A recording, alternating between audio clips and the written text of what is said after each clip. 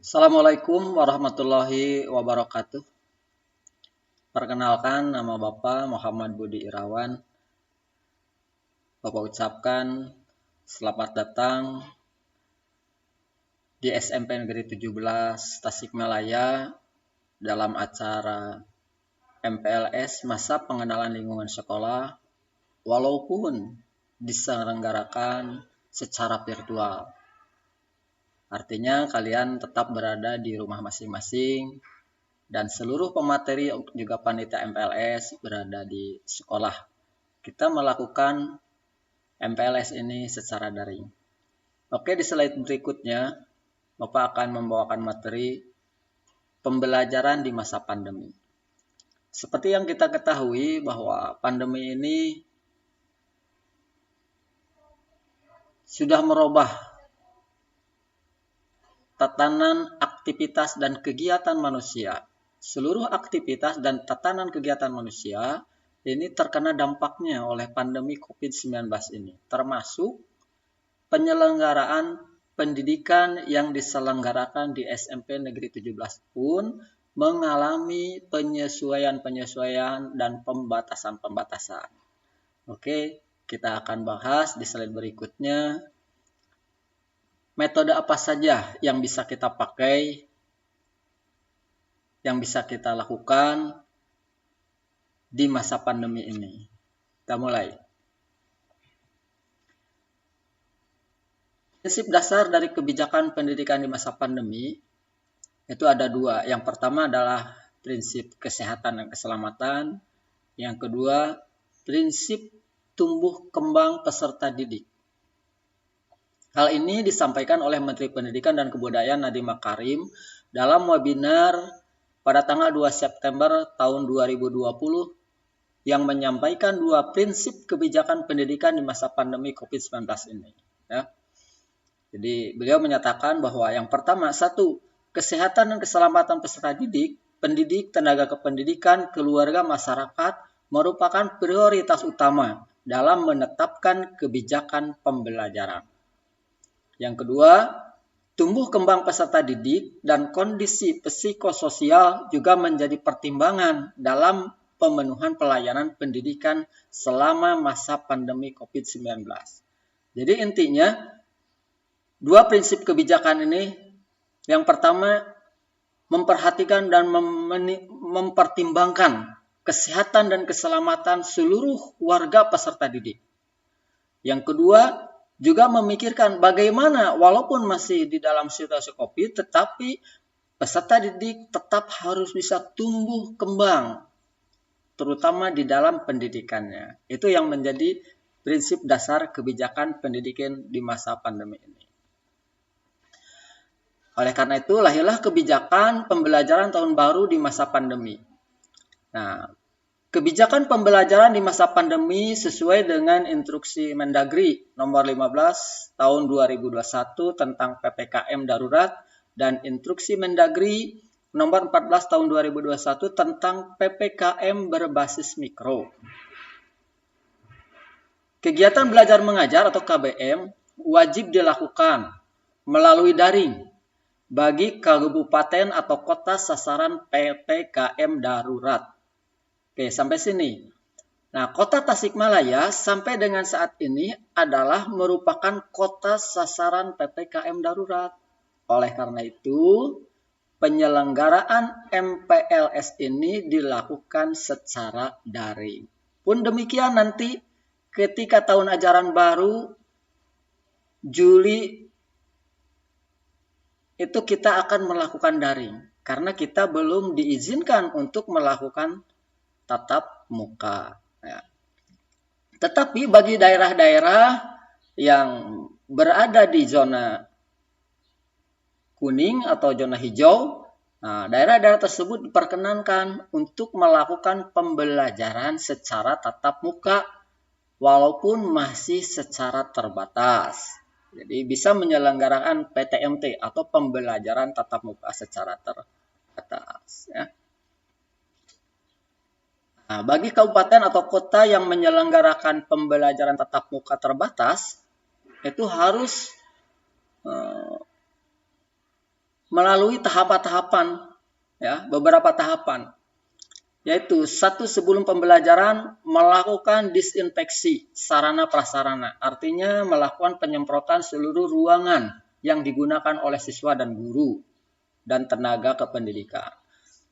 Memastikan memiliki kecukupan cairan disinfektan, ya, sabun cuci tangan, air bersih di setiap fasilitas, cuci tangan pakai sabun, dan cairan pembersih tangan atau hand sanitizer. Memastikan ketersediaan masker dan atau masker tembus pandang. Memastikan termogan berfungsi dengan baik. Melakukan pemantauan kesehatan warga satuan pendidikan, meliputi cek suhu tubuh dan menanyakan gejala. Kalau mungkin peserta didik atau warga pendidikan punya gejala batuk, pilek, sakit tenggorokan, atau sesak napas, dan lain sebagainya. Ya. Nah, itu yang harus dilakukan oleh sekolah-sekolah yang melakukan PTMT. Yang kedua, setelah melakukan pembelajaran harus melakukan proses. Yang pertama, melakukan disinfeksi sarana prasarana di lingkungan satuan pendidikan. Jadi setelah ruangan dipakai juga disemprot kembali, ya. Kemudian memeriksa ketersediaan sisa cairan disinfektan, ya. Kalau habis, ya, nah, itu bisa diperbaharui lagi, bisa beli lagi, ya. Termasuk sabun cuci tangan dan cairan pembersih. Memeriksa ketersediaan masker dan masker tembus pandang. Memastikan termogan berfungsi dengan baik. Memastikan hasil pemantauan kesehatan warga satuan pendidikan, ya. Nah, itulah hal-hal yang harus dilakukan ketika sekolah melakukan pembelajaran tatap muka secara terbatas, ya. Ada beberapa metode, ya, yang bisa kita lakukan di dalam melakukan pembelajaran di masa pandemi ini, ya. Yang pertama adalah metode luring atau pembelajaran tatap muka terbatas (PTMT). Ya. Model pembelajaran ini dilakukan di luar jaringan. Dalam artian, pembelajaran yang satu ini dilakukan secara tatap muka dengan memperhatikan zonasi dan protokol kesehatan yang berlaku.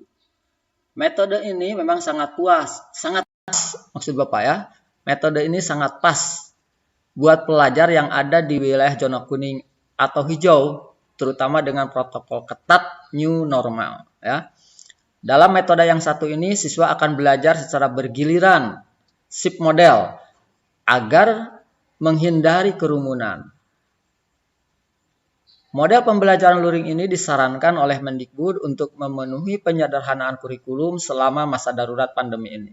Metode ini dirancang untuk menyiasati penyampaian kurikulum agar tidak terlalu sulit saat disampaikan kepada siswa. Selain itu, pembelajaran yang satu ini juga dinilai cukup baik bagi mereka yang kurang atau tidak memiliki sarana dan prasarana yang mendukung untuk sistem daring.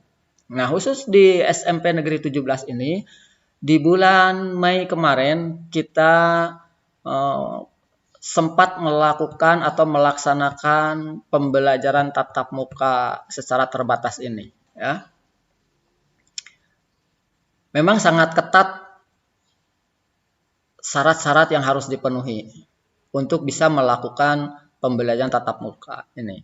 Yang pertama, kita harus punya dulu izin dari Satgas Covid setempat.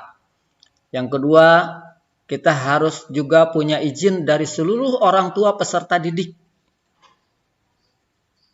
mengizinkan siswanya untuk mengikuti PTMT. Yang ketiga, juga harus ada izin dari komite untuk menyelenggarakan PTMT ini. Kemudian yang keempatnya, sekolah juga harus menyediakan berbagai fasilitas sarana kesehatan, termasuk tempat cuci tangan, sabun hand sanitizer-nya, ya, masker, dan lain sebagainya. Nah, itu harus disediakan oleh sekolah. Sebagai gambaran, kita pernah melakukan PTMT, kalian bisa lihat dokumennya, ya. Mungkin ini untuk gambaran ketika kita satu saat mungkin bisa melakukan PTMT ini. Kita saksikan bersama cuplikan videonya.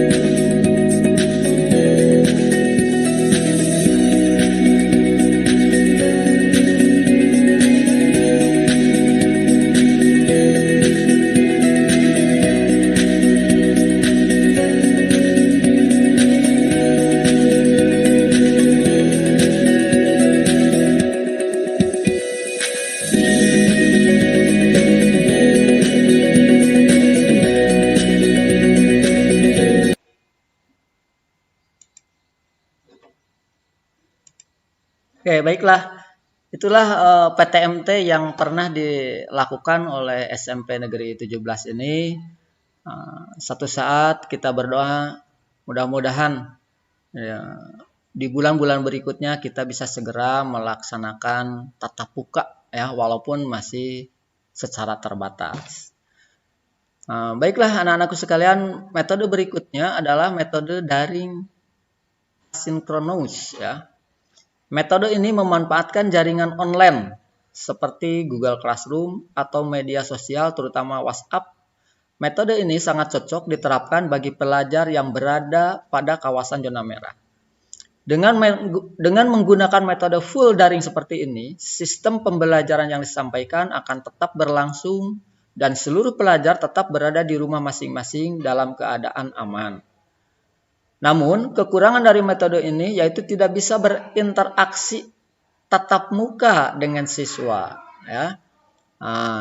Jadi, metode daring asinkronus ini tidak memungkinkan berinteraksi tatap muka antara yang mengajar dengan siswanya. Ya. Nah, biasanya ini metode asinkronus ini banyak menggunakan WA ya. Nah, seperti yang kalian lakukan kemarin waktu di SD, guru-guru kalian di SD mungkin banyak yang memberikan tugas melalui WA ya. Nah, pemberian tugas melalui WA itu biasanya disebut dengan daring asinkronus ya. Tetapi ada juga metode lainnya ya, yang disebut dengan metode daring sinkronus. Nah, metode ini menggabungkan sekaligus pembelajaran jarak jauh, tetapi walaupun guru di tempat yang lain, kemudian siswanya di rumah, masih tetap bisa berinteraksi, bertatap muka, ya, karena itu dilakukan melalui video conference, misalnya menggunakan Zoom Meeting, Google Meet, atau media LMS lainnya. Nah, jadi meskipun pelajar dan pengajar melakukan pembelajaran dari jarak jauh, keduanya masih bisa berinteraksi satu sama lain. Metode ini memang efektif untuk meningkatkan kemampuan kognitif para pelajar. Ya. Nah, itulah ya metode-metode yang bisa kita lakukan ketika melakukan pembelajaran di masa pandemi ini. Ya. Nah, ini Bapak berikan beberapa tips ya. Bagaimana belajar daring di masa pandemi ini agar efektif ya. Yang pertama, itu siapkan perangkat HP yang dibutuhkan ya. Nah, siapkan perangkat yang dibutuhkan. Misalnya HP atau laptop atau paling tidak HP lah ya. Karena HP pada saat ini bukan merupakan barang yang mewah ya. Hampir semua aktivitas manusia sekarang ini memerlukan HP ya. Oke, jadi HP ini saat ini bukan merupakan kebutuhan tersier ya. Sekarang ini merupakan kebutuhan primer. Orang memiliki HP itu ya. Termasuk kalian pelajar ya. Nah, di dalam sistem daring ini wajib hukumnya itu memiliki HP. Selain HP, pastikan juga ada jaringan internet atau kuotanya ya. Nah, pastikan itu. Yang kedua, kelola waktu dengan baik. Maksudnya apa? Yang pertama itu jangan menunda tugas atau PR. Ketika guru memberikan tugas, ya, Anda lakukan tugas itu ketika guru itu mengirim tugasnya. Ya. Lakukan saat itu juga. Ya. Jangan biarkan tugas menumpuk. Tugas matematik belum selesai, hari berikutnya muncul tugas IPS. Ya. Jam berikutnya muncul tugas bahasa Indonesia. Akhirnya menumpuk. Ya. Nah, tidak seperti itu. Ya. Nah, jadi supaya lebih efektif, ketika guru memberikan tugas, lakukan atau kerjakan tugas itu saat itu juga. Kemudian kirimkan saat itu juga, jangan disimpan. Nanti lupa untuk mengirimkannya. Dikerjakan sudah, tetapi terlambat mengirimkannya. Nah, itu juga merugikan Anda. Ya. Jadi segera kerjakan tugasnya, segera juga kirimkan hasil pekerjaan Anda. Kemudian yang tidak kalah penting, di dalam pengelolaan waktu ini, buat komitmen dengan diri sendiri untuk mengatur waktu atau durasi. Durasi atau waktu apa? Untuk belajar. Ya. Waktu untuk bermain game, ya, atau mengerjakan hal yang lain. Jangan sampai waktu Anda itu habis dari mulai bangun tidur sampai dengan kembali tidur, seluruhnya dipakai untuk main game. Ya. Kalian hanya terganggu untuk makan, untuk sholat mungkin, untuk ke kamar kecil. Setelah itu kalian main game lagi. Tidak seperti itu, ya. Nah, seorang pelajar yang baik di masa pandemi ini, kalian harus bisa mengatur waktunya. Buat komitmen dengan diri sendiri, ya. Ketika waktunya guru memberikan tugas, semua kegiatannya main game dihentikan, ya. Fokus dulu ke belajar. Kerjakan dulu tugasnya, ya. Tidak perlu belajar terus-terusan, ya. Nah, belajar cukup sekitar antara 1 sampai dengan 2 jam per harinya itu. Cukup. Sisa yang lainnya kamu gunakan untuk kesenang-senang kamu. Ya. Nah, seperti itu. Jadi gunakan waktu seefektif mungkin. Yang ketiga, jalin komunikasi dengan guru atau teman. Ya.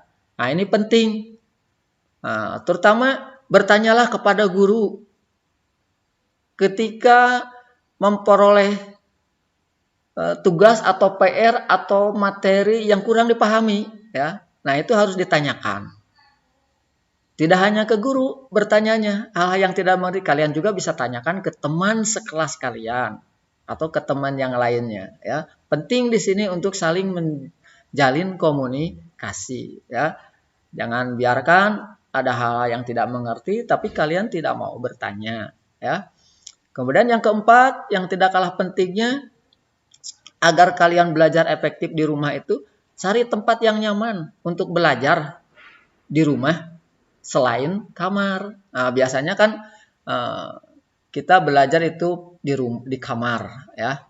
Nah, sedangkan kamar itu tempat tidur, biasanya belajarnya di atas kasur. Nah, itu kan akan mengurangi konsentrasi. Kalian akan cenderung mudah ngantuk, kemudian tertidur. Nah, supaya ada suasana baru, suasana yang menyegarkan, kalian harus cari tempat yang lain selain di kamar, ya. Kalian bisa pilih sudut-sudut rumah kalian, mungkin di belakang rumah kalian, mungkin di depan rumah kalian, ya. Kalian bisa menatanya ya walaupun sederhana, tetapi cukup memproklamirkan ke keluarga serumah itu bahwa ini tempat belajar saya di sudut rumah itu, ya. Dan usahakan tepatnya tidak terlalu banyak dilalui oleh penghuni rumahnya, ya, sehingga kalian lebih nyaman untuk belajarnya. Carilah tempat yang nyaman di rumah kalian, pasti ada. Salah satu sudut rumah kalian pasti ada yang nyaman untuk belajar, ya. Kemudian yang terakhir, selama masa pandemi ini, prokes 3M jadikan kebiasaan. Cuci tangan setelah kalian melakukan aktivitas di luar, ya.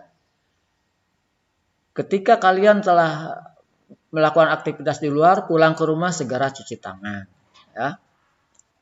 Ketika kalian keluar, gunakan masker, ya. Ketika kalian keluar, jaga jarak dengan orang lain ya. Sekarang ini seperti itu. Jadi jadikan prokes 3M ini kebiasaan.